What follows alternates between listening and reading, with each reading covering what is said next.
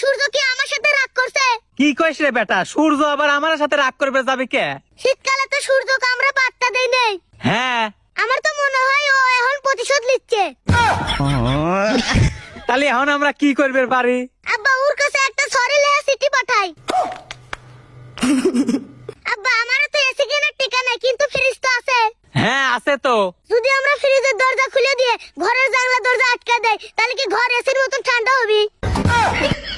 তুই কি নাসার কোনো বিজ্ঞানী নাকি পাগলের ডিরেক্টর? ওই কাম করলে আমরা সরাসরি পরকালে চলে যাবো না। আচ্ছা আব্বা, তাহলে আমরা ফ্রিজের মধ্যে বসে থাকি না কে? ফ্রিজের মধ্যে বসবো, তে অত জায়গা পাবো কোনে? কে আমি নরমালে থাকবো, তুমি ডিপ ফ্রিজে থাকবে।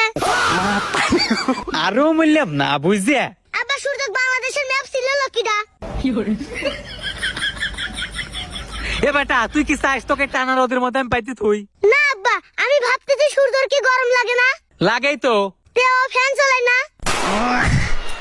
আবারও মূল্যাম না বুঝছে। আব্বা আমার মাথায় একটা বুদ্ধি আইছে। কি বুদ্ধি রে বেটা? আমি বাড়ির যে ফ্যানের সাথে বরফ বাঁধি দেবো, তাহলে কি হবে? তাহলে আমার ঘরে শীতকাল চলে আসবি। শীতকাল আসবি নাকি জানি না, তবে আমার বাড়ি একটা ডাক্তার আসবিনি। কি জন্য আব্বা? তো স্যান্ডেল দিয়ে বাইরে হাড় করে ভেঙে ফেলাবো না। আব্বা তুমি যদি আমাকে স্যান্ডেল দিয়ে মেরে হাত পা ভেঙে দাও, তাহলে কি আমার শরীর থেকে তাপমাত্রা কমবে নি? কুমবেরও পারে বেটা। তাহলে আব্বা তোমাকে স্যান্ডেল দিয়ে মেরে হাত পা ভেঙে দেয়, তাহলে তোমার শরীর থেকে তাপমাত্রা চলে যাবে নি? আরো মূল্যাম না বুঝছে।